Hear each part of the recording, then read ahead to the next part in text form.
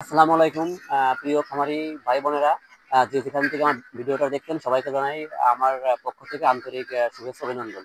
দেখেন, আমি আজকে আপনার দেখাবো যে হাঁসের দানাদার খাবার কি দিয়ে দিয়ে আমি তৈরি করলাম। দেখেন, এখানে ছিল আমার মূলত এটা ছিল আমার হাঁসের দানাদার খাবার আছে। এই খাবারটা আমি মূলত কি কি দিয়ে তৈরি করলাম দেখেন। আমি প্রথমে দেখাই।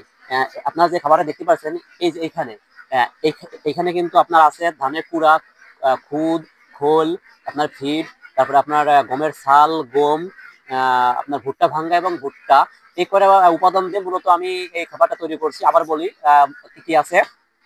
ধানের খুদ, ধান, তারপরে গম, গমের ছাল, ভুট্টা, তারপরে আপনার ফিড, ফিড, খুদ, তারপরে ভুট্টা ভাঙ্গা, ভুট্টা গুঁড়া, তারপর খোল, এই সমস্ত উপাদান দিয়ে আপনার হচ্ছে যে এখানে আমি মূলত হাঁসের দানাদার খাবার তৈরি করছি। এই হলো হাঁসের দানাদার খাবার। এই খাবারটা কিভাবে দেবো আমি বলি। এই খাবারটা মূলত আপনার দিতে হবে যে আপনাকে মাখায় মিক্স করে, আমি যেহেতু এই খাবারটা আগেই মাখায় আনছি। আর বলে রাখি যে এগুলো হচ্ছে যে ফিড, আমি এই ফিড গুলো আরেকটু আনছি, কারণ আমার এখানে যে খাবারটা মিক্স করছিলাম এই মিক্স খাবারের ভিতরে আমার কিছুটা ফিড হলো কম পড়ে গেছিল, যার কারণে আমি এই যে বাড়তি আলাদা কিন্তু ফিড নিয়ে আসছি। এই ফিড দিলে কিন্তু আমার আরেকটু পুষ্টি বেশি হবে। আমি কিন্তু আগে এভাবে ফিড দিয়ে আসি, তারপর আমি ফিড কিন্তু বেশি আনছি। কারণ হচ্ছে যে আপনার এইভাবে আলাদা দিলে আপনার আমার আরেকটু ফিড দিলে আমার একটু পুষ্টি বেশি হবে না। আমি হাঁসের কি কি খাবার খাওয়াই এইগুলো দিয়ে মূলত একটা হাঁসের পেস্ট তৈরি করব পানি দিয়ে।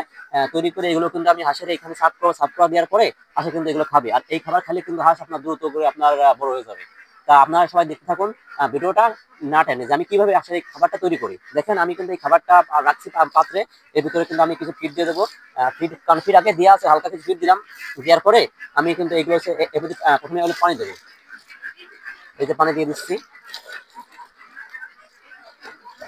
এই খাবার কিন্তু আপনারা ভুলেও কেউ কিন্তু, যদি কেউ এইভাবে খাবার তৈরি করেন, খাবার কিন্তু ভুলেও কেউ আপনার শুধু আস্ত ছাড়াই দেবেন না। কারণ এই খাবারটা যদি আপনি আস্ত বা ছাড়াই দেন, তাহলে কিন্তু এই খাবারটা কিন্তু আপনার হাঁসের গলায় বেঁধে যেতে পারে এবং হাঁস খাবে না।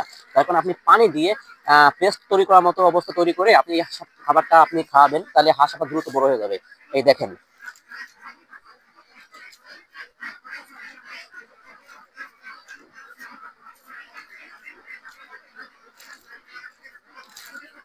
এই যে আমি কিন্তু এইভাবে পানির সাহায্যে একটা পেস্ট মতো তৈরি করে এই তরল করে এই খাবার কিন্তু এবার খাওয়ালে হাঁসি কিন্তু খুব দ্রুত খাবে, এবং এই খাবার খাওয়ালে কিন্তু হাঁসি দ্রুত আপনার বড় হয়ে যাবে। কারণ হাঁসের যদি আপনি পুষ্টিকর খাবার না খাওয়ান, হাঁস কিন্তু আপনার দ্রুত বাড়বে না। আপনি হাঁস পালন করবেন, আপনার 3 মাস বয়স হয়ে যাবে, 2 মাস, 4 মাস বয়স হয়ে যাবে, হাঁস আপনার বাড়ে না, 600 গ্রাম 700 গ্রাম হয়।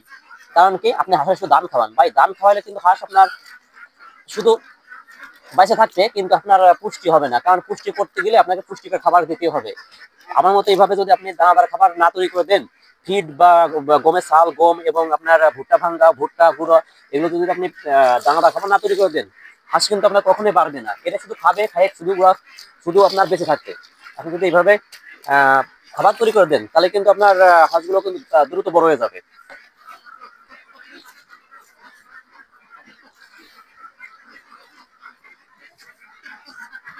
এখন আমি সবগুলো দিয়ে দেবো, যেহেতু সবগুলো একসাথে পানি করবো।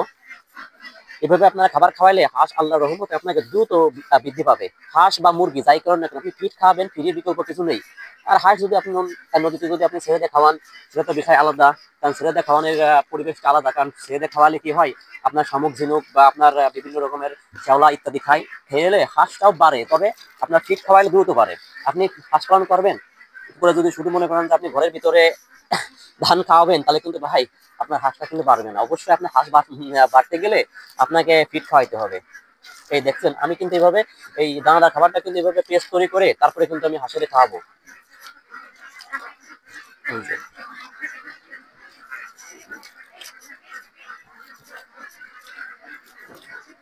এইভাবে সবগুলো পাত্রে দিয়ে আমি কিন্তু হাঁসের খাবো। খাইলে কিন্তু এই হাঁসগুলো কিন্তু খাবারটা খুব দ্রুত খাবে এবং এই খাবারটা এরা পছন্দ করে। আর আমার হাঁসগুলো কিন্তু আমি এই ছোটকাল থেকে দানাদার খাবার খাওয়াই। আমার হাঁসগুলো কিন্তু দানাদার খাবার খুব পছন্দ করে।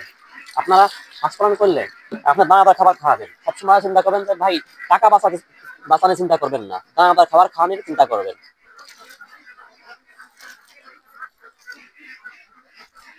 এই যে